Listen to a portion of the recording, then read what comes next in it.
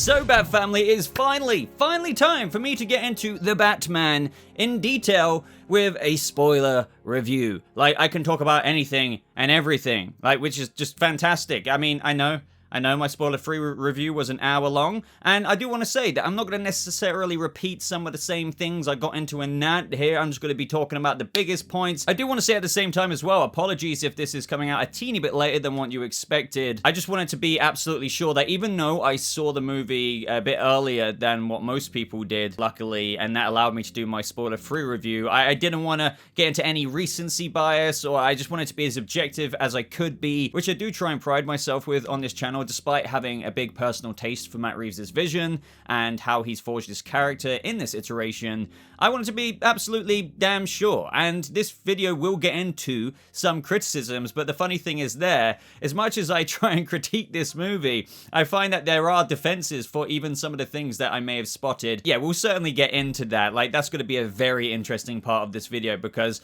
if you couldn't tell already, as I'm going to affirm from my spoiler-free review, this is a goddamn good movie. And even though we're getting into spoiler talk today in terms of an actual overall, again, somewhat comprehensive spoiler review, I do want to say that I did, just in case you've missed it, upload an ending explained spoiler talk video where I really got into that scene with the Riddler with a certain John Doe in Arkham Asylum, and how there was an extra deleted scene with that character involving Batman. Now, that video also gets into more specific breakdowns into how the movie ends and how that can obviously set up some sequel stuff with the power vacuum that's left behind, and a certain waddling man may come in to enter that space. So if you want, like, really concentrated, focused talk about that, I do recommend that video. It would probably be in the cards above or somewhere. And yes, before anyone comments it, as of when I'm actually recording this video, there has been even more details coming out about certain scenes from Matt Reeves and whatnot. So do not worry, I have heard about them. I'm just balancing a lot of different things right now and real life, so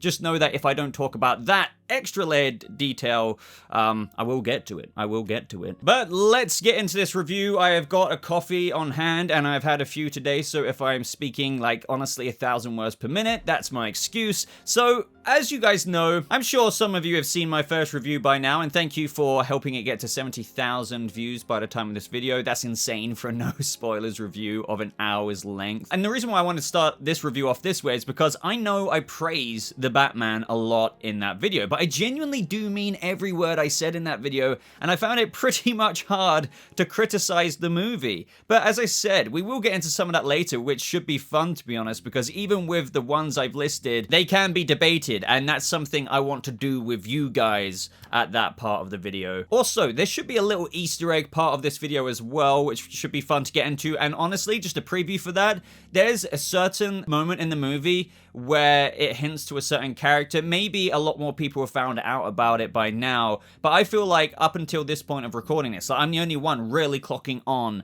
to who that character is, so I can't wait to talk about that in the Easter egg part of this video. But since you have gathered that I was such a big fan of this movie in my spoiler review, I just do want to acknowledge it again, because it really does feel as though it needs to be cemented really, really firmly, even though I feel like a lot of you agree with me here, in that I really do feel like Matt Reeves managed to portray the most important aspect of the movie, which, of course, is the Batman himself, as what I feel to be a definitive Batman, like, truly definitive. And I know people are gonna be like, oh, you shilly shield. I feel like it is very heavily evidently shown in the movie you just saw.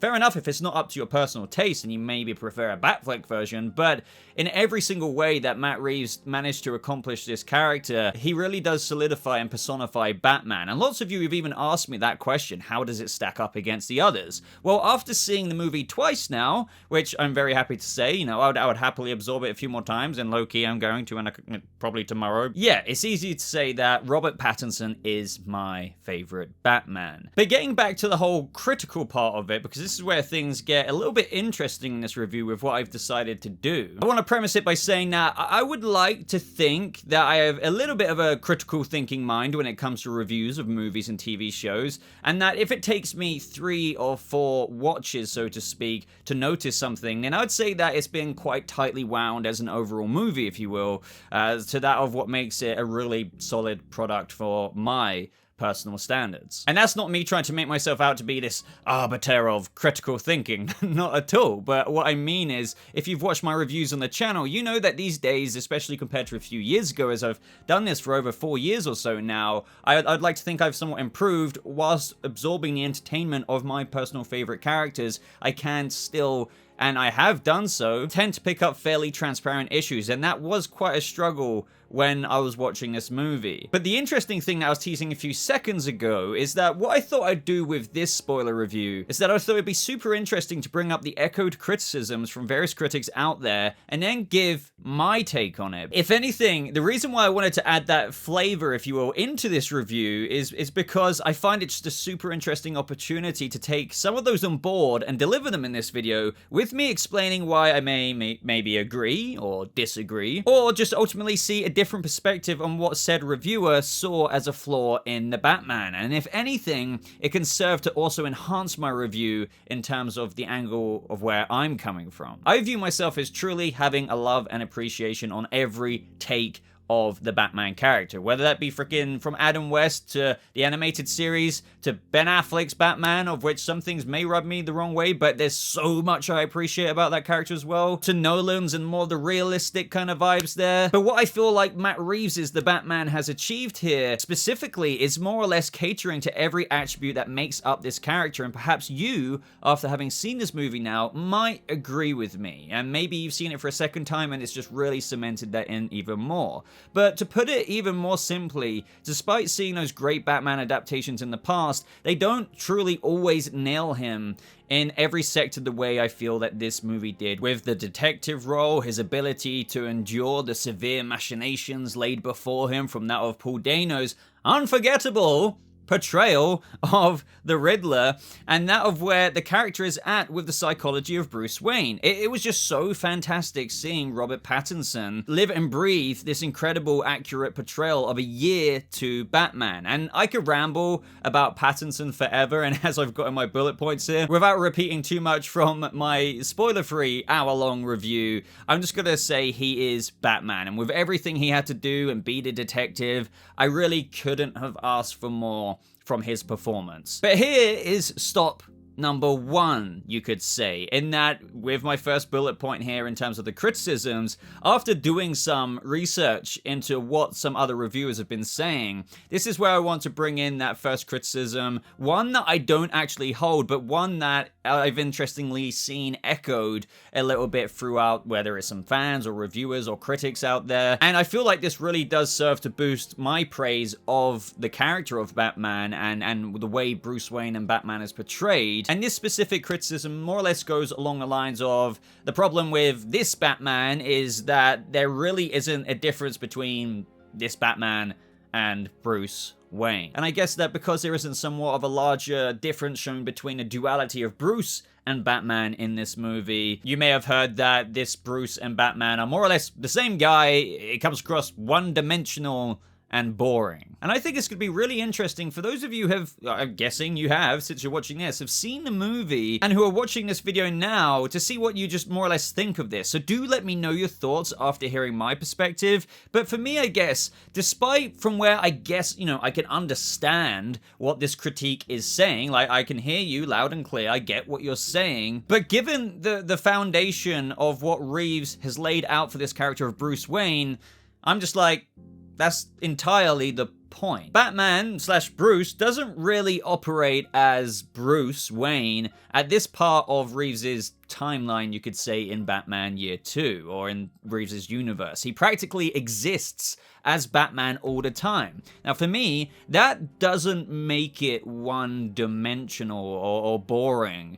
There's so much nuance there that arguably makes this portrayal such a riveting one, and this character just evolves quite a lot throughout the arc of this movie. Not monumentally to the point of where, like, this psychological roadmap lies in the next 2 movies, because, you know, I believe it's going to be a trilogy. We're definitely getting a sequel, but you get what I'm trying to say there. But there was still substantial growth there. And I do get it, seeing these different versions of Bruce in other films, such as in The Public, compared to this movie, and where he's just honing into that of his Batman side. So don't get me wrong, I'd love to see Pattinson do that too, or even if Reeves doesn't lean into that side as much in the future movies of that of like the Playboy persona or whatever. Maybe it's what Bella Real talks about, leaning more into the philanthropy more, asserting his family's wealth more in the daytime occasionally. That could be really interesting in future installments, honing this effect that he can have on the city, not only as Batman, but also realizing that he actually can have an effect as Bruce Wayne too. Which is an interesting thing as well, because the difference between his father, who also tried to do that, where he did that with the $1 billion renewal fund donation, except here, to maintain that from going all corrupt in all the way the leeches used that in this plot that we found out in this movie in the years since Thomas Wayne's death, it might take both Bruce Wayne and Batman to fortify that defense so it can be ensured that it will indeed be put to good use. But in of itself, just seeing Bruce maybe do a public thing where it's like, I'm making a $1 billion donation like my father, but like obviously Batman is here to make sure nothing shady goes on with that. So to speak larger to this Batman, what I find, again, this is a word I keep using, super fascinating and super interesting, is that in this iteration of the character of Bruce Wayne and Batman in Matt Reeves' first installment, he's just so imperfect, so flawed in so many ways, all while being awesome in so many ways. But he's like a Batman, as I keep repeating in my no spoilers review, as Reeves said, who is still becoming. So naturally, he will have cracks. So this story in of itself is built somewhat brick by brick, very purposefully,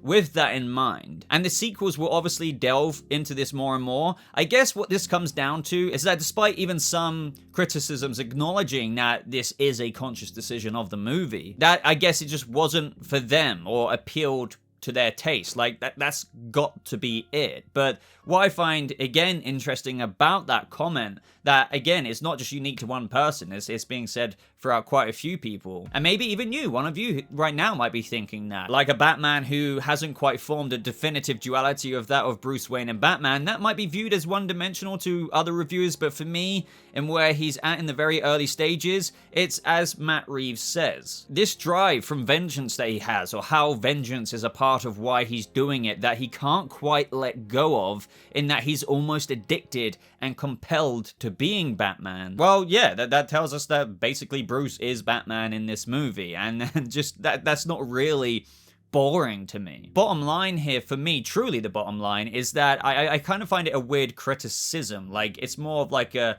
yeah, everything is an opinion, but what I mean is like, if you're critiquing a movie, I don't know if I can call that valid criticism, but more of a issue of personal taste for some. For example, for me to, I guess, as a result, despite having that personal taste, to critique that like some others are doing, and how it actually makes the character boring, or drags down the movie itself in a certain way, and how it could be done better in other ways. It just feels as though that would be to critique the very intention of this film, if that makes sense. So yeah, take that as you will. But as a result of this more, I guess you could say, one-toned iteration of Batman/Bruce in this stage of his vigilante career, because of the fact that he's more or less, for the majority of the movie, just blending into that one person, it just provided for a very Batman-driven story, and where we practically see him suited up all the time, following him, literally following the story as he tries to solve it. That is just refreshing as hell for me. Unfortunately, though,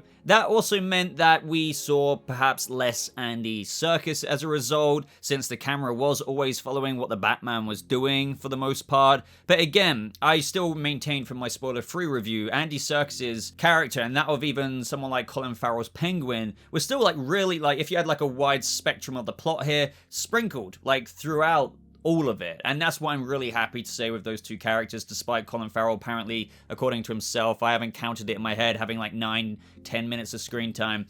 he was truly felt throughout, and so was Andy Serkis. Alfred still helped with certain code cracking aspects when he could in those scenes, despite having a bit less familiarity of that of other Bruce Wayne and Alfred iterations in other movies, since Bruce is so shut off. They were just still so enjoyable to watch. It also, what I loved about this is that it just made me feel like I could envision the future so well, and I'm sure maybe quite a lot of you can relate to this. And I guess one specific scene that I'm talking about is when we get those moments when Bruce and Alfred were figuring out the code, and we got that kind of angle from where we saw up of their faces and the back computer was over here to allow that somewhat drive word to pop up on the screen from the cipher, and how useful this Alfred just is and will be in future films when they're up against the next big rogues gallery villain. Like, I cannot wait for that. And not only that, they're in a much better place by the end of the movie. So just imagine Andy Serkis being more and more involved as we have this evolved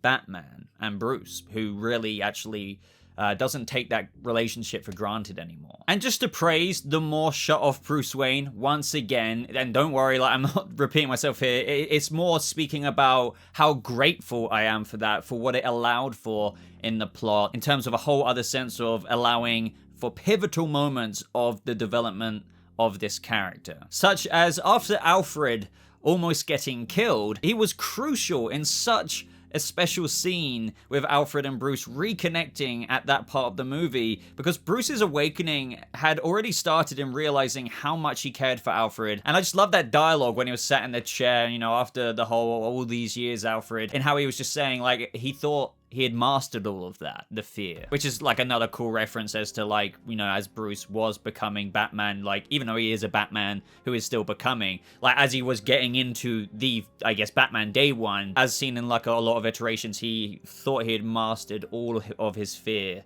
anyway. But he hadn't quite got over the fear of ever having to go through all of that again with someone he actually cares about. And that was just...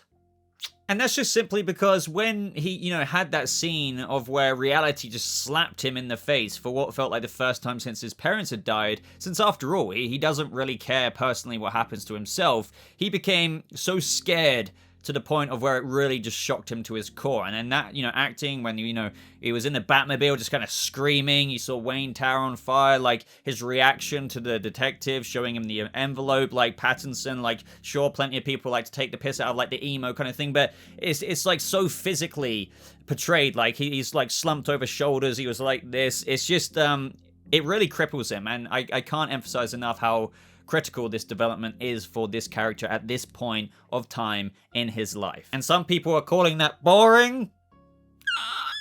I don't know.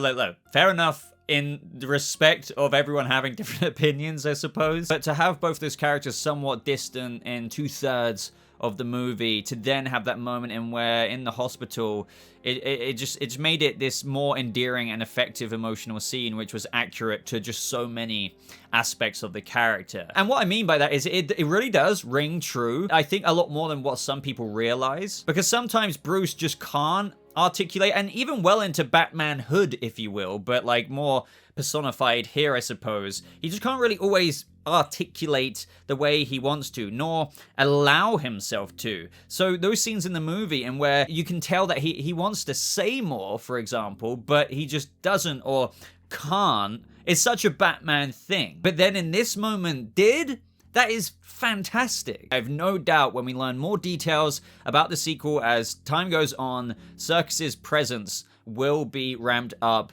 and more involved, just as Batman's awakening by the very ending scenes of the movie have facilitated that to happen. More evolved Bruce will likely in turn show and reveal a more included Alfred. And while yes, of course, like, we need to acknowledge that this Batman is still one who has to undergo a lot of development despite the notable growth that he's made through the end of this movie. And we'll get into the specifics of that last act in a moment, but just seeing that unfold through ways such as realizing by the end that vengeance isn't necessarily the answer, or as he says from the very lines, it's not the way forward, or how it can't really change the past for him or for anyone in Gotham, and just realizing how much of a symbol of hope can be more effective than just this tool of vengeance, if you will, because people through Hope of Batman being Hope, will know he's at least out there, as so beautifully described visually in those final scenes above the garden in the flooded Gotham. That was just such, honestly, an arc that I enjoyed, and I feel is not underappreciated by all by any stretch, but seeing these criticisms of what we're about to get into with the underwhelming final act is something I'm struggling to fathom almost there. This outlook with the awakening that he achieved by the end of that movie, it really just does feel like a really well-served dish to achieve this character arc that Reeves just wanted to tell in this first installment. Not to mention, like, this ending, as I get into in my video that I uploaded in the past couple of days from when you're seeing this, when the ending explained video, serves for a No Man's Land-esque ending. Like, not No Man's Land, like, straight up, but more or less, this is kind of a Batman No Man's Land situation, or template for the sequel, with the National Guard coming in, Gotham flooded, a power vacuum, everything getting worse before it gets better. But Batman's here for it. This is why it's such an exciting thing for me, having someone like a director like Matt Reeves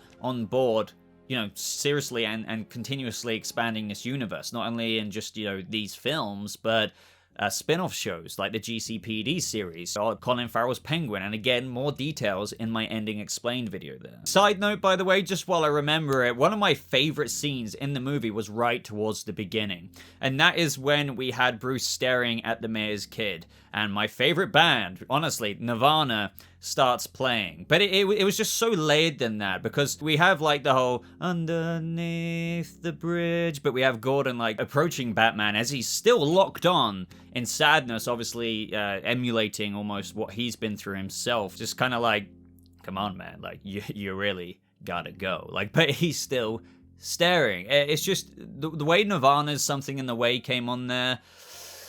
I've literally got chills on my shoulders as that happened. It's just such a great moment. So much said without anything being said at all in dialogue. It's just, it speaks to the cinematography, just everything. You guys know what I'm on about. And just to speak larger to that, I know I'm going down a slight mini tangent here, but just to kind of speak larger to like Batman and this mayor's kid, there's just this larger poetic subtext almost with that kid in this film. For example, even when Bruce saved him, it's almost like saving the inner version of himself who died that day in Crime Alley. Or you could kind of look at it in a sense that because they kept focusing, like when he would stare at the kid in the cathedral when Bella Real was talking to him, it's almost like this preservation. It's not like truly, when I just said that, Bruce Wayne died in the alley or anything. It's just he's been locked up and the key has been thrown away through a protective measure. So when he does charge after him in that church, it's almost like he's trying to save that part of himself. I know that's so like deeply looking into it because he is just saving a kid at the end of the day. But when these things happen in the movie, I like to look at it as though it's also like a younger Bruce that was within Batman and Bruce himself. And as I was on about the cinematography anyway, with Greg Fraser's brilliant work, some people have been saying, and this is going to be a very short but brief one,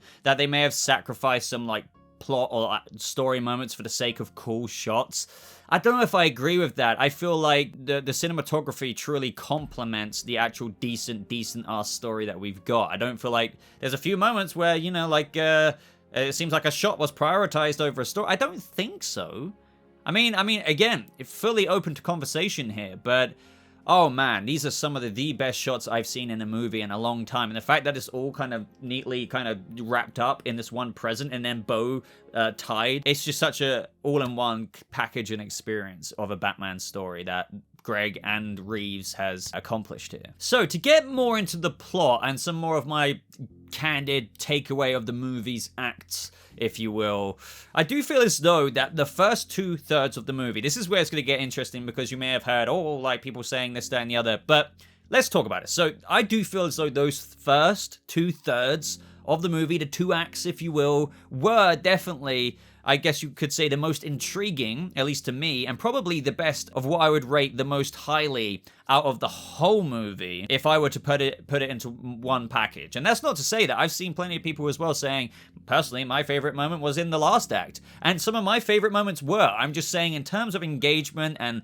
what we're about to get into with mystery, the first 2 hours were like a solid through and through, tightly knit and written experience. To get into that some more, like I truly do feel like, yes, I can't speak for every single general audience member out there, but we are all, for, you know, to be a bit hyperbolic there, we're all like a bit of a sucker for mystery, I guess I could say. And whether how much you knew going in, watching Batman and Gordon peel back the Riddler's clues for the majority of that story with the momentum building and building, it just provides for a great ride that has the audience constantly learning more, all while complemented with a good Batman, Gordon, Selina, Penguin, and Falcone, and the list goes on, portrayal. So I feel like it comes across really strong there, and arguably, again, some of the most interesting parts of the movie being at those first 2 hours. But here is where the interesting thing comes in, and I have to say that I do disagree with some of the other takes in reviews in where they go as far to say that the third act or the last third of the movie was really weak or fell apart,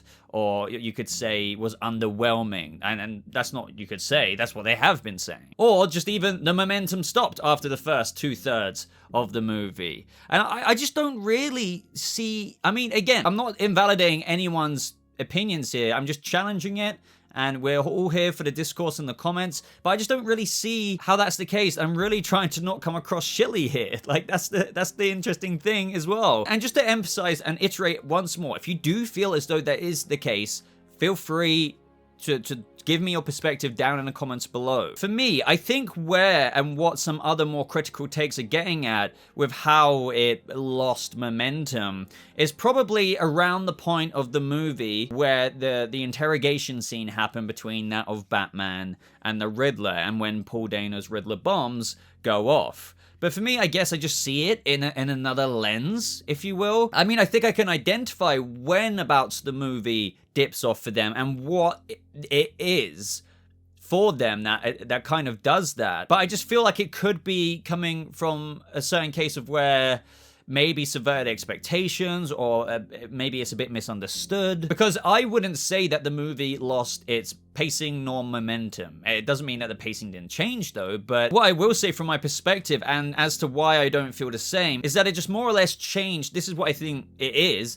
it more or less changed the status quo of the movie we were watching for the better part of 2 hours at that point. And maybe as a result of that, it was too jarring to some, in that to go from lead to lead, investigation to investigation, clue to winged rat maybe being Penguin, oh but no, a winged rat is also a Falcone, to the next part, and then the bombs go off, and it's like, holy shit, as Batman, I got to manage that fallout now as best as I can, thus somewhat changing the status quo of the movie that had all been very Seven-like investigation-esque. I'm not trying to say or misrepresent anyone's true criticisms of the third act, but I'm assuming for some people at least, that maybe that as a result subverted some expectations, because again, they were placed in their seat in being engrossed in this investigation for 2 hours, and then it changed. But for me, to be, again, it's like the one-dimensional boring Bruce Wayne comment. I don't know if these are real criticisms that I'm hearing with that. One comment I have seen is with the Riddler being in Arkham now, and the final battle happens with the plans that he set in motion, but not with the Riddler himself per se. I think it's that for some of those people, no more or less boss battle, you could say, with the Riddler being included amongst his decoy goons was a markdown for some fans of the film. And as a result, was even potentially, as what they're saying, underwhelming. No hands-on with the Riddler punching his face in. He was behind an interview wall already in Arkham State Hospital. So I guess, again, to emphasize, maybe that subverted some expectations and kind of innately felt somewhat underwhelming in a way, despite even those people maybe saying they still really enjoyed certain parts. I do want to always bear that in mind. So again, I could get how with what happened with the Riddler's plan finally coming to fruition, with how they will all go boom, it was a change of pace. For me, that doesn't mean it fell apart. It just means that the story evolved into a new form to deal with the new situation. Like, shit got crazy in Gotham, literally. To set that moment up and where it gets to the Riddler teasing to the Batman after he asks, "What have you done?" And he was just like, you know, it was all there. You haven't figured it out, have you? Like, oh, you're really not as smart as I thought you were. And from this moment to when Batman was cutting the power line to save those citizens in the garden from dying, it just felt like, to me, a good culmination of what the Riddler's final act was. And also, side note, by the way, just I wanted to chuck this in here because it's genuinely surprising me how many people had that moment in the interrogation scene fly over their heads. Like, genuinely. What? How? I mean, I'm not trying to take the piss if anyone's watching this right now. It's just surprising to me that a lot of people have had it fly over their head that Bruce Wayne's identity was not revealed in that moment. I've had multiple people, as a result, coming out of the movie, they're kind of in one of the criticisms saying that Bruce Wayne's identity was revealed to the Riddler. And that's, funnily enough, I'm going to address this a little bit later, one of the concerns I had. But they still think that that happened. But I don't know how. Like, he even said in the twist after that, like, oh, he's the only one we didn't get.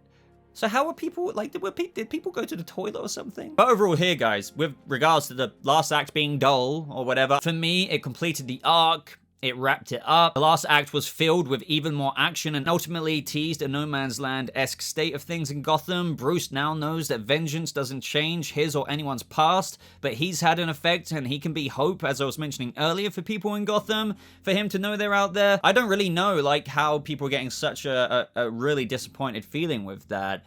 So let me know your thoughts down in the comments.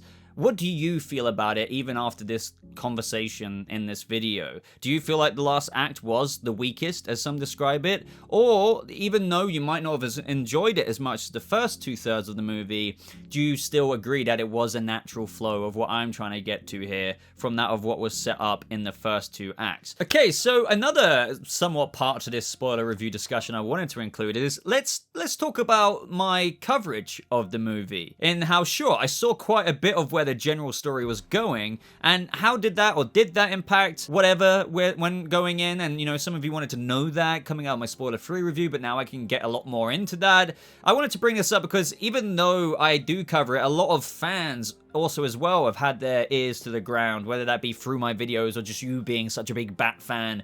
You also identified a lot of maybe what you thought could happen when seeing the movie. Now, I think it would be a complete and utter lie if, as I said in my spoiler-free review, if I was like, oh no, I didn't know that DA Gil Colson wasn't going to blow up. Oh, I didn't know that Commissioner Pete Savage wasn't also corrupt, because you literally see a photo of him in the trailers taking some cheddar from a guy who deals drops. Or just even like in the main trailer, which isn't even from the TV spots, they paint this out for you. You don't have to have more than a few brain cells to know that on the floor of the penthouse in Wayne Tower, you saw Savage, Mitchell. These are all people who died, or at the very least, who were involved in the corruption. The sins of my father. Like, it's all very spelled out for you, but I always have quite a firm philosophy with things like this, which I think more and more fans out there need to adopt. Again, not trying to be the arbiter of how you should approach your experience or whatever, but genuinely, if prior knowledge did ruin some people's experience going in, I do think that's a bit of a shame, but it really reminds me of certain things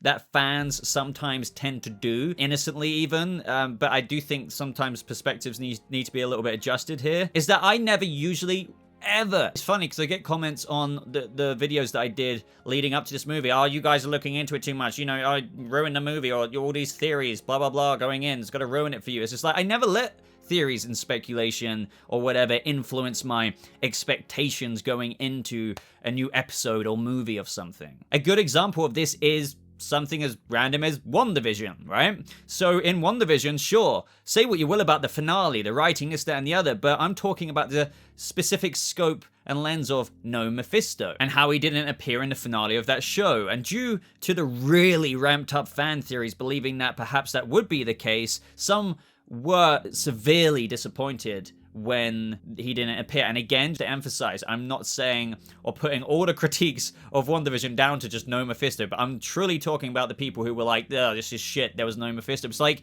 that was your expectation. You set yourself up for that failure. I like to have fun still, but whether it happens or whether it doesn't happen, doesn't bother me.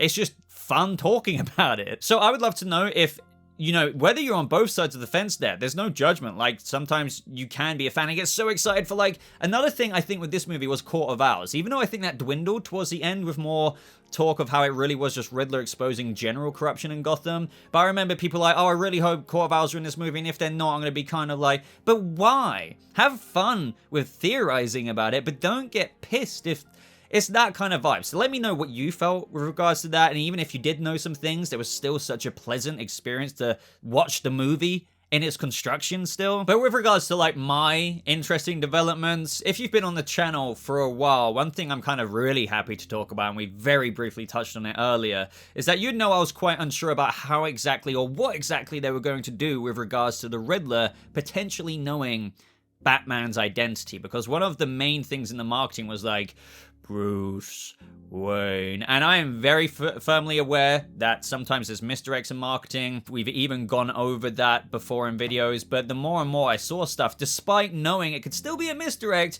like when we saw the murder clue board in some of the trailers, where it literally says, I know the real you. Like that, right next to photos of Batman and Bruce, that was obviously intentionally done to kind of, even though none of the people are putting it together there, you can still argue, well, Bruce Wayne and Batman are still both a part of the Riddler's corruption board or clue board, with how, for example, Bruce and Thomas Wayne, in his eyes, are still very much so a part of the corruption, and Batman was on there because of his, you know, idolizing in a certain way, at least beforehand, of that of the Batman. But when it's combined together, the movie knows exactly what you're going... It just supports how you're worried that maybe, or thinking that the Riddler knows his identity. And that's the whole point. But I was just so relieved. I was so relieved that wasn't the case, because I felt like Reeves was creating a world, or one of those movies in where, oh, the big villain, or in this case, Rogues Gallery member, of whom traditionally with Batman villains might go to Arkham or Blackgate, break out again, vice versa and vice versa. It's just like that of the comics, the animated series. Like that, yeah, sure, I'm down for villains dying when the time is right, but nothing like that of Birds of Prey when we saw Black Mask in the DCU for the first time. Oh, dead. I don't like that. I really don't like that. And I just didn't see, if Riddler did know his personality, his identity, how it couldn't be problematic. Like, A, even if he still was a big fan of him by the end of the movie, he could still change his mind any day and tell someone about it. Or B, if he did know it, those villains usually die in an effort to maintain the secret identity of said character. So I'm glad, so relieved that that didn't happen. Very happy that Paul Dano's Edward still lives on in this universe, whether we see him or not, you know, in future installments. Doesn't matter. I mean, it does to maybe some, but like, I'm just happy that it is traditional in that sense, whilst, again, as always I say, this is also an innovative iteration at the same time. Reeves knows what he's doing. He knows what us Batman fans will and will not like, also while challenging certain things at the same time. And I think that he knows that one of them, a big no-no, would have been to just kill the Riddler. And just speaking of the Riddler, another thing I did like, I mean, it's going to be interesting to see what people think about this, because this is something that isn't always strictly true in every iteration, but in this iteration that Reeves decided to go with is that the beat of how Riddler was basically inspired by the Batman to finally come out of the woodwork and assert his own idea of change in Gotham. Now, if it wasn't really for the Batman, there wouldn't necessarily be a Riddler to this extent, you could argue. I'm not saying at all that there wouldn't be a Riddler, especially when you take into account of like the prequel novel context of how he had been pushed to his limit with certain things and had already done things that had almost killed people. Edward Nashton was still most certainly formed by Gotham and the struggles he's had to endure over his life. And there's supporting evidence for that as well, with just how the others who came to his call to dress up as his decoy goons were also getting to the point of doing what they were gonna do. Like, there's clearly, it's just the Batman, as with sometimes in traditional canon, which I am a fan of, despite his efforts in wanting to clean up the city, do good, there is also an inherent powder keg in that of some people of Gotham, just waiting for that match to be lit, and Batman can also just somewhat bring that out. Side note as well, just thought I'd chuck this in here, because some people have said, I just want to mop this up for everyone, because I have 100% confidence and conviction in this, in that some people were asking about why that decoy said vengeance on the top of the railings above the garden. And this moment just kind of speaks to that larger reason as to why Bruce goes through that growth and lesson in the movie, with how vengeance isn't necessarily the answer, or how it doesn't change the past or the present for him or anyone, yet the Riddler argued that they were one of the same. And so that decoy, as a result, you know, he said the same. He's vengeance, taking Batman's lead like the Riddler did. So again, it just further springboards Batman to realize how Bruce is now grown, and so that goon who had his face punched in after Batman went ham at him, you know, just said vengeance, and that really said to him, like, damn, like, This might not be the answer, you know, like Jesus. And definitely let me know what you thought, full spoiler talk down in the comments below of that scene and the twist in general where Edward really thought that they were working together. How much he thought him and Batman were almost one of the same, and how upset he was when he realized Batman wasn't bringing, for example, Falcone out into the light to get him killed. Rather, he was genuinely taking Falcone down. Like, that was fantastic, and just how creepy Paul Dano was. I loved this, in where he was singing in the interrogation room, and Batman's utter rejection of the Riddler in that moment, calling him a psychopath who would die in Arkham alone, and a nobody. Just a great scene. And for me personally, just speaking to that larger third act issue some people are having, I don't need the Riddler to be there and get his face punched in like that Riddler decoy. He was in the Seven-like way already the puppet master even within Arkham, just like how, yeah, in 7, that was the case. He deliberately got arrested, but there was still shite going down. Something that Batman couldn't control, even though the guy was behind bars, so to speak. Again, for some people, I think they didn't expect his incarceration, if you will, to kind of end there, and maybe that is what we were speaking about earlier, but for me, that didn't impact it. Like, if anything, I kind of digged that. Now, speaking of Falcone, I initially did have some mixed feelings about his death. Nothing like negative. I was just like, oh man, that's a shame in that sense. Like, but ultimately, it really does make perfect sense. But I was just like, damn, like, as you can tell, I was quite a fan of Turturro's Falcone. It was a half-expected thing that I thought would happen, in that usually Falcone in Batman movies doesn't really last long, given the context and the stage that Reeves has especially laid with including Oz Cobblepot there. It felt like the one thing that had to happen to facilitate Penguin's rise to Kingpin power one day was for Falcone to die.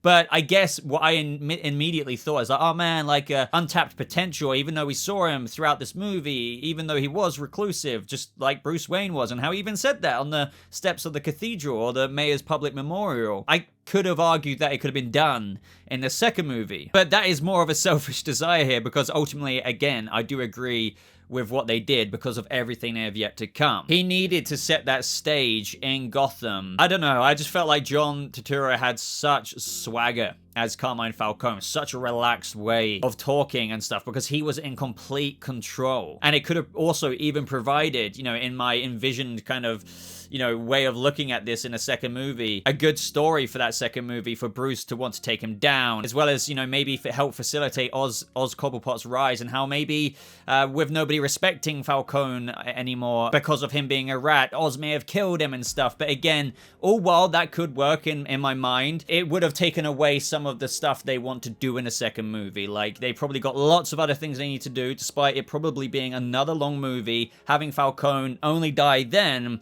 between a cool little mobster battle, would have been maybe, I guess you could argue that they could have included that in the Penguin TV show, but again, maybe they wanted to trim some of that fat off, so the Penguin TV show really is just all about, as we get in my explained video, the kind of power struggle that is left through the vacuum of power that people were trying to fight for, with Falcone now being out of the picture. I enjoyed hearing things that are straight up source material accurate, lots of long Halloween in this movie. We've already talked a lot on the channel through the psychological adaptations of that of Batman Ego, or, the year one clear references to not only that of the film and the monologues, but the characters, that of Selina and stuff, but also long Halloween with like how we heard that mini Bruce was overlooking his father operate on Falcone in Wayne Manor, just on the table after he got shot. And it's just, that stuff is really, really awesome to hear. And then, of course, how can I not talk about the corruption of the Waynes? Even though I knew going in certain things, it was a nice subverted expectation, you could say. And what I mean by that is, I don't think the Wayne, or the twist of the Wayne corruption, and I say twist to that of,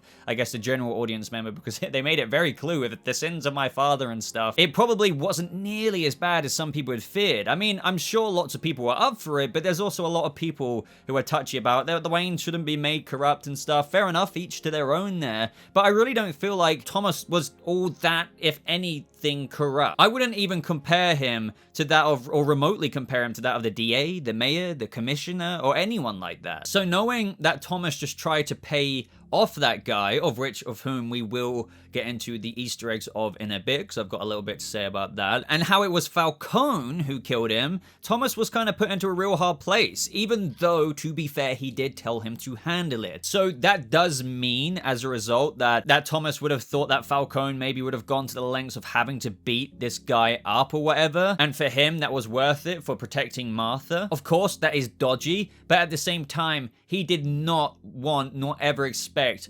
Falcone to kill the man. And when he learned that, as Alfred said, Thomas was distraught. Now, as for how Falcone, like, had that over him and what, obviously Thomas then, wanted to go to the GCPD and confess everything. Maybe he just, recorded the conversation and the way that could be angled to look, handle it by any means necessary or whatever. Thomas really should have known better when leaving it to a guy like Falcone. But again, I don't feel like, in Thomas's mind, thinking after he tried to pay him off some hush money and maybe, like, thinking Falcone was going to put the fear of God in him for scaring him, that doesn't really, yes, it's dodgy, but it doesn't really make him a corrupt individual, if you know what I mean, like that of the other characters we've aforementioned. Also, another thing that somewhat subverted my expectations when watching the movie is that I was starting to believe that maybe Oz was the rat, because this does work in both ways of the character. I really do believe that, because you could imagine that Oz maybe could have ratted in a very kind of wormy, squirmy way that he could. All these years as his lieutenant, if you will, Falcone putting him down, calling him Penguin and stuff, he could have been the rat for the Maroney case or whatever, right? All the way back when. But it also, in actuality, works for how dedicated he is to have his rise to power, and how firm he was in his position that he wasn't a rat and he would never rat. And again, what I mean by his dedication to rising to power one day and getting what he feels like he's owed, and that is to be at the top, is that he wouldn't do anything like ratting anyone out because he wants to get there the right way. I just argued that is so Cobblepot, but also if he did do something jammy like rat, that would also work as well. So that was a nice way to play that in the movie. Selina being Falcone's daughter, another kind of reference to what we were talking about, akin to the comic book references there. Not a massive surprise. It was a nice development, I suppose. One that it's not that I could guarantee I saw coming, but definitely something interesting that we have been talking about in the fandom for some time. Another thing I wanted to talk about is the humor. Obviously, humor is such a subjective thing, but I really do like the humor in this movie. I've seen some negative. As I said, I want to bring things like that up. People saying like, oh, it's not funny at all, or like, it's crap or whatever. But it's, to me, just clever, subtle humor. But it just might not have been for you, I suppose. That's the difference here. Is that I really do think it's something to be appreciated, because just like what Matt Reeves said, Batman, the funny thing about Bruce, through this lack of self-awareness and how serious he is sometimes as Batman, it can come off funny. And that is the kind of thing that's somewhat been lacking sometimes in other movies. Sometimes it comes off so serious that they're not even acknowledging how that can actually be seen funny this time. But this time, through him being so serious and not realizing that it might be a bit kind of socially awkward like that, they kind of own that. For example, he's just like, you got a lot of cats. That's an easy one. How he just held up the USB drive or whatever, and he was honestly just like, thumb drive. I just feel like that's going to be such a funny meme. He was saying it deadly serious, but again, that's the funny, simplistic, blunt humor there that I guess is not for everyone, but I'm glad they included it. And I've rambled enough about Giacchino's score in my spoiler-free review, but my god, guys, it is just from the sinister, horrific screeches of the Batmobile landing to the soft, kind of whimsical, like...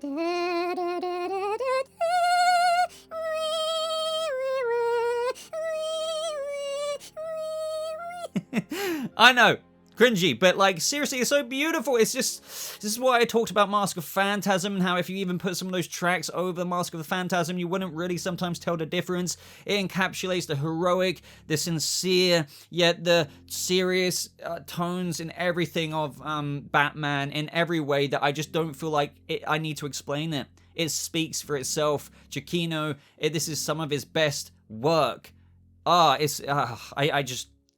Even as I did that ridiculous impression I just did, I got chills off of my own impression because I was put in the mind of that specific theme in the movie. Now, with regards to my thoughts on the Joker and Riddler Arkham scene, I do recommend checking out my ending explain video. I get into the detail in a lot of depth there. But I don't, as Matt Reeves said, think this isn't even necessarily setting up those two, or even just Barry's Joker to be the villain of the next one. Even Reeves said he doesn't even know if that is even going to be the case, or if it is. It's just more of the infancy of this rogues gallery in this movie is being established at the same time. And I feel like it was done in a very, very decent way. Nothing done too much to steal the thunder from the movie, but also just a nice little something in there to just keep just more food for thought, really. And with that ending scene between Selina and Batman, they're gonna see each other again. It's really sad in a sense as well, because there's so much you can tell that Batman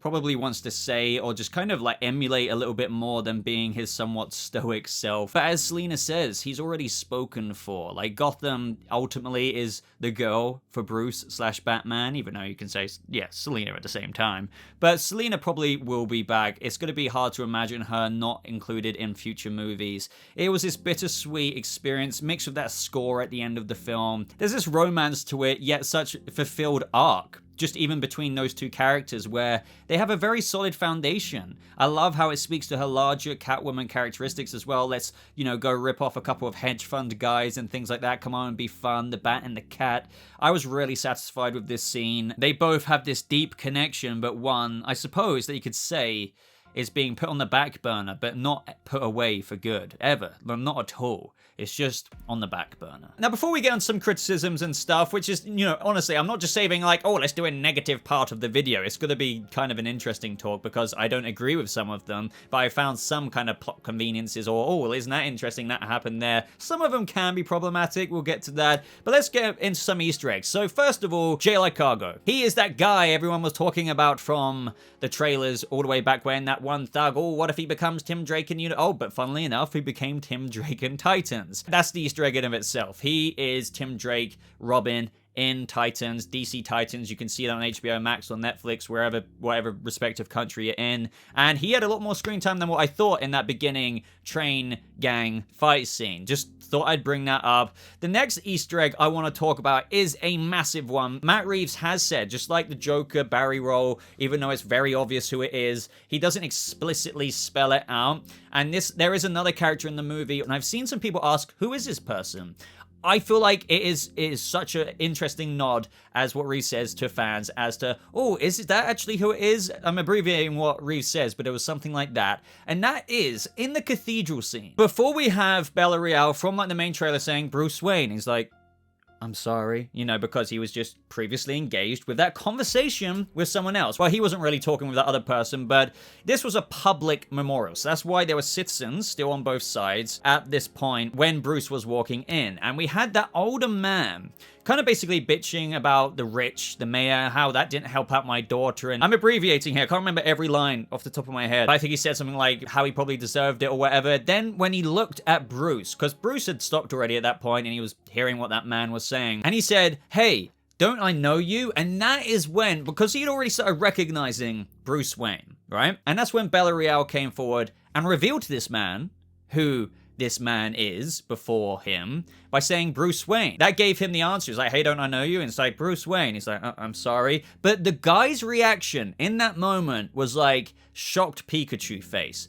Now, Bruce, almost right before kind of getting yeeted away by Bella in that conversation, and it follows down as they get closer and closer, and he sees the mayor's kid, stares at him, and just, feels bad all over again. He almost cottons on to recognizing him as well. But like, it's almost like, sometimes when you wake up from a dream and you can't remember quite what it was, so you have that familiarity there, but you shake it off. That's what happened to Bruce. But from what happened to this guy through Bella, after he had already said, hey, don't I know you? And then Bruce Wayne. As the camera pans away, as Bella and Bruce are walking down the main entrance into the cathedral and the stalls were either side, the camera very clearly focuses on that older man. And he's just like kind of shook as he kind of like dissipates back into the crowd.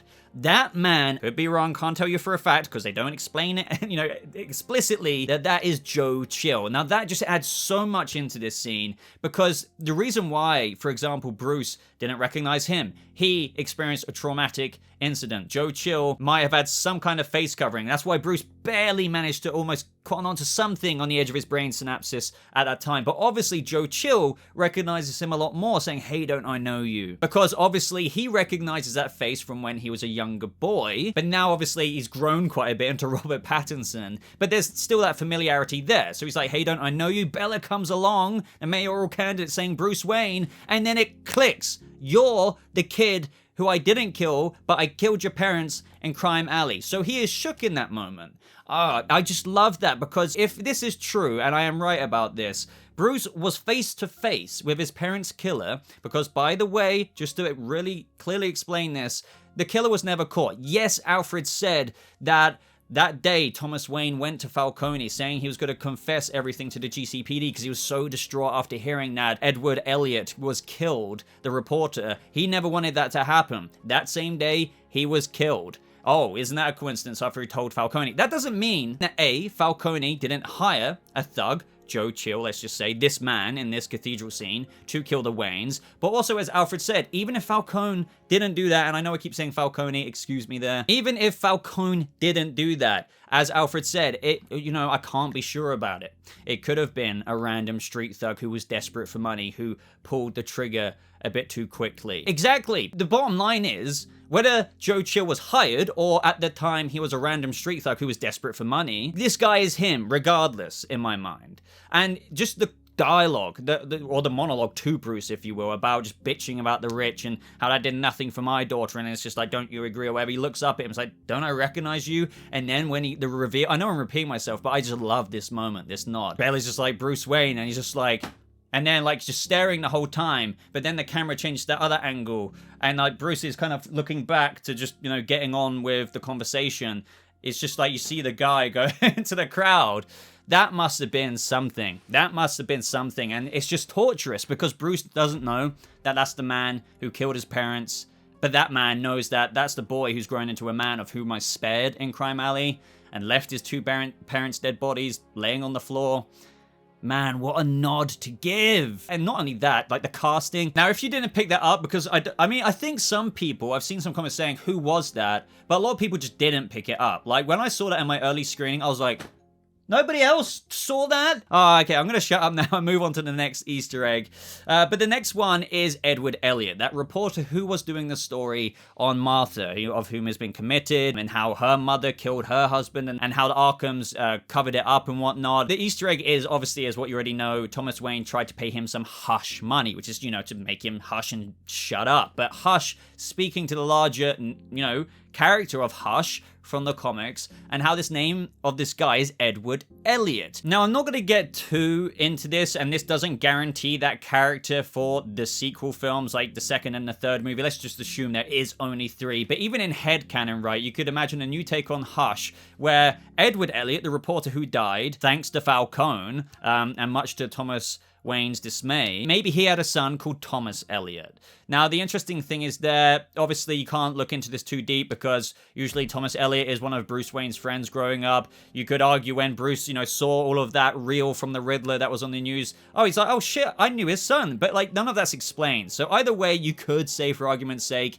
Edward Eliot has a son called Thomas Eliot. Obviously, Thomas Wayne tried to pay off some Hush money to him, so one day in Matt Reeves' innovative adaptation of Hush, again, really not saying this is going to happen, but just for headcanon's sake, fan fiction style, I can imagine, through learning that his father's death was because of Falcone, but by proxy, inadvertently from Thomas Wayne, that he, does a similar Hush storyline in where he wants to go after Bruce Wayne / Batman, but Batman's gonna have to try and say to him, it's not what you think. My father didn't request his death. Again, at this point, I'm just rambling. You could go anywhere from this, but you could ideally, bottom line, envision Edward Eliot's son is Thomas Eliot, and he grows up to take the moniker of Hush because of the very plot of Thomas Wayne trying to provide hush money to his father, and him putting together an incomplete story of how he blames the Waynes for his father's death, thus ultimately adapting the name Hush. But again, honestly guys, this doesn't really pertain to like actual canonical future stuff right now. This is just for now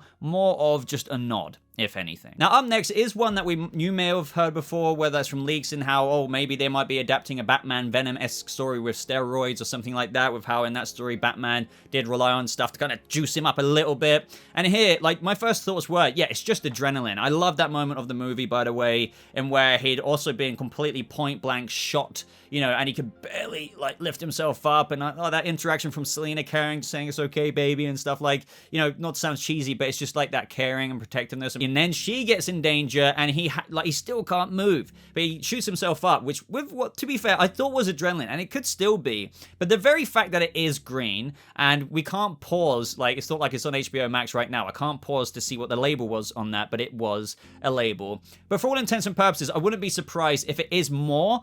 Then, knowing Bruce, just like with everything, he did utilize Wayne Enterprises' research and development, even in this iteration, to get that state-of-the-art bulletproof material that isn't available to commercial markets. I do recommend checking out my Batman prequel novel breakdown video for information like that.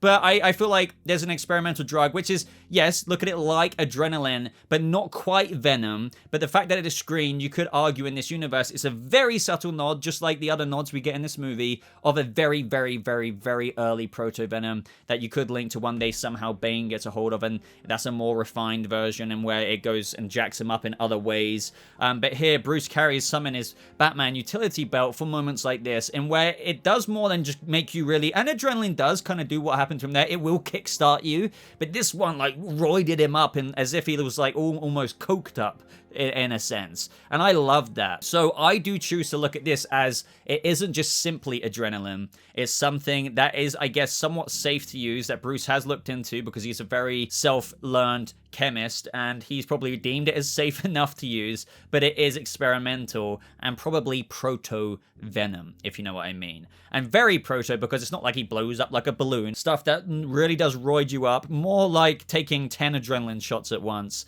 And makes you stronger. I do believe that as well. It probably makes you and your muscles more taut and like in like a weird comic booky scientific way, as a result, have more strength, even with the same stature.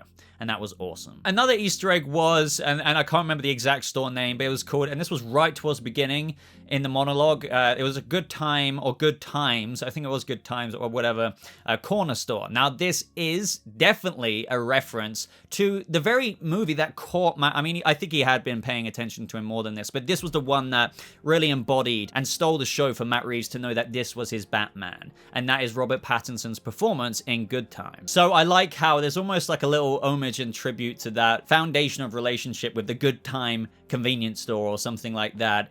Undoubtedly an Easter egg to Matt Reeves's love for Robert Pattinson and why he chose him as his Batman. Now, another Easter egg just when Selina said she was going to Bludhaven. I don't think anyone could have missed that, as we know in the future when I'm guessing, and I like to think that Robert Pattinson's first Robin in this universe will be Dick Grayson. He'll go on to become Nightwing and, you know, go to Bludhaven. So it's just a bit of cool stuff there. There probably is more Easter eggs, by the way, but, you know, I might come out with a whole dedicated video one day of absolute firm ones, but I need to see the movie again for a third time. But those are the ones I did pick up. There might be some ones that I'm forgetting about, but that Joe Chill one is just my absolute favorite. So very quickly now, guys, I want to get into some of the more criticisms of this movie. This is going to be an interesting one, because as I'm looking at the screen, like, I'll say them anyway and see what you guys make of some of them. I do think some, to be fair, no movie is absolutely downright immaculately, flawlessly perfect. Some are, I guess you could argue, problematic or just like, that's convenient. But again, I still think all of these combined don't distract from this movie still being a very, very, very solid high rating regardless. So some people might mention, for example, we had the cops go after Batman and shoot him because he punched Jim Gordon. But like, as soon as I thought about that criticism, you know, when he was bringing Falcone out into the light, I was like, why is everyone forgetting that they were shooting to kill him? And now there's, I guess in that moment, after Falcone and his reveal on the news of what happened there with him killing the woman and everything like that. I'm pretty sure the cops care more about bringing Falcone in, and the fact that the Batman brought him out into the light meant that the shoot to kill order and the APB that Jim said that was on him was no longer there. It's just some people I can imagine. The reason why I'm trying to mention everyone I can possibly think of that some people initially might think is an issue, but I kind of have a defense for. I just wanted to cover every basis, and the fact that because Batman's done that and he was still being allowed on the crime scene, some people might question that. Now, Selina missing Falcone when she had him dead to rights with the gun, I felt a little bit with that. It's just like, she did have him. He's right there. She shot. She missed. Now, I'm guessing the answer to that is that she hasn't really handled a gun properly before. And she maybe, you could easily say in universe, because this is where it does get into nitpick territory for a lot of people. Some might view it as convenience that she didn't shoot him there and there, where you thought if you like that, you might be able to do that. But to play devil's advocate, the recall could have surprised her. But then, to be fair, on the other side, when she was like going with the pistol, knowing how to put it together and stuff, it seems that she does know her way around a gun. So I just wanted to mention that, but I guess to put it down to the benefit of the doubt, Selina missed because it had more kick. I don't know. Another one as well. This one was just interesting, but I do have a poetic kind of reasoning behind it, I like to think. In that when Selina went to scratch Falcone's face, he had scratches there already. He literally did. And that is another comic book reference as to what we were going over earlier. Probably should have mentioned that earlier. When she was scratching in the exact same part where the scratches were. And we knew this going into filming, that John Turturro had the scratches on his face, and we just theorized that Selina did that at some point in the past, just in the Catwoman get-up, and Falcone didn't know they were the same people, despite, hanging around Selina Kyle. But I'm going to say, as a weird poetic part of this, in that maybe Falcone, was the one to kill her mother. She just thought maybe it was some randomer in the club, or whatever, some sleazebag. But what if it was Falcone who killed Selina's mother, and, after all, she is his daughter. So that ended badly for her, and she scratched his face, and so Selina in turn also scratched Falcone's face in that moment in the same way her mother did. But the thing is, with that, we don't, that's just me saying that. It's not conveyed on screen at all. It does provoke some thought there, but I guess for some more nitpicky people, they might just genuinely be thinking, yeah, how come you actually do have scratches on your face right there and then? But there is reasonings and stuff they put into the movie. Falcone has strangled women before, so you can imagine that a few of them may have tried scratching his face. Makes sense, I guess. And the next one is that there was only one time I felt like Bruce literally didn't speak as Batman when he was meant to be speaking in his Batman voice. Everything else was solid through and through and through. But when we had Selina contacting Bruce in the Batcave via her earpiece and contact lens, and that little cute cat just being in the point of view of the camera, Bruce's voice really wasn't Batman. I've seen the movie twice now, and he was just saying, like, I can't remember what line it was, but it was like, whatever he was saying as what he talks like when he's talking to Alfred. It's like, Alfred, I don't want your cufflinks. He said it in the exact same way to Selina. He wasn't like talking like, you got a lot of cats. He was talking a lot more up and normal. You could argue that Selina doesn't know what Bruce sounds like, but it's just still over communication. You would have thought he would still talk as he does to what she knows he sounds like. So that was the only time. That might be debated for some of you, but again, if you watch the movie again, he talks like Bruce in that scene. No biggie though, just something I noticed. Now, this one could be seen as problematic, but I still argue a defense for it. So, just as Batman is about to get shot in the face, Selina happened to come right in. For example, if she had climbed any ladder or whatever to get up there any longer, or a second longer, boom, Batman dead. So again, one could argue plot convenience, contrivance, that, oh, isn't it so lucky that everything hinders on that moment that Selina swept in because Batman's head would have gone, Not only that, you could also add into it the fact that Batman was hanging there for that entire time. How long it took that Riddler decoy goon to reload his double barrel, or whatever gun it was. I'm pretty sure it was a double barrel shotgun. And, again, that just adds even more convenience for the moment that predicated off that moment. For like, hey, I'm just going to take my time loading up the gun, and then aim it to your head. Like, if he had done that any sooner, just gone like, and then shot Batman, it would have been done in a quicker time that Selina wouldn't have come in when she did come in to take that guy out. So again, I know and I'm fully aware some people don't give a crap about that stuff. But again, the reason why stuff like that is important is that at the end of the day, if that would have gone in a more different way of him just loading the gun quicker or Selina being more delayed, Batman would have died. But my defense for this is that in terms of the scenario itself of him almost getting killed, I'm cool with this. This Batman isn't perfect. I mean, it's grounded to be believable yet fantastical. So we've seen this guy, like in the Iceberg Lounge or many other times, get shot, like literally. And he has the armor to deal with that and equip with taking bullets. But in this moment, I guess just the fact that we have a Batman who is still becoming, his imperfection almost did get him killed, I guess. And I just think that is something to bear in mind. But again, I'm fine with his imperfection getting him shot and how he's not ninja, right? Dodging bullets. But that moment, when you take that away, like the fact that he's imperfect, the convenience of Selina coming in, yeah, like it was convenient that she came in when she did, 'cause Batman would have died. And not to mention how long it took that goon to load the gun. Now, this one's kind of funny to me because the Batmobile pulling up and firing up in the Penguin scene right before the chase, absolutely epic moment. I love it. I really do. But nobody realized it was there. That was like a first thought. But after watching the movie again, the reason why I say, and I thought this could have been an issue, just, it's not a massive issue again. It's just like plot contrivance because it's on the equivalent of just almost bringing up a PC console and putting hashtag NPC spawn Batmobile, so to speak. It's because they followed Kenzie and Penguin there. We had the moment before that when Jim was like, right, that's Penguin and Kenzie, let's follow them. And they followed them there. So since they followed them there, how's the Batmobile already there without getting noticed by them? But I just wanted to argue, technically speaking, even though the Batmobile has a fat engine on the back, it might have a quiet mode, it might have an electric car, Tesla-esque like mode, and I'm sure if you've heard an electric car, they are very quiet. Sure, they might make a little bit of a noise, if you know what I mean.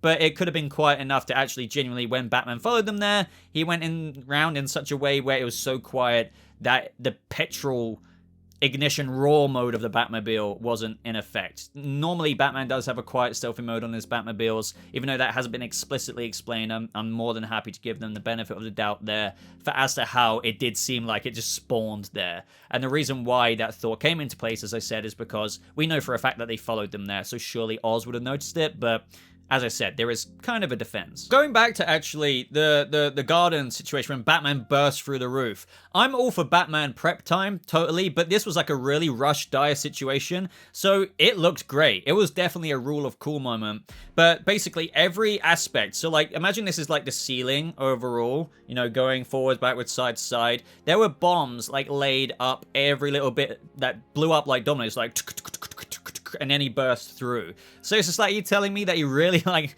laid little bombs on every little bit to then burst through. Again, I know, fully aware not everyone cares about stuff like this, but if you're, thinking about how that could have taken him some time to burst through, I totally understand why he would have done that in prep time, because he wanted to catch them off guard, disorientate them and things like that. I just noticed that, really wicked entrance, but every part of that ceiling blew.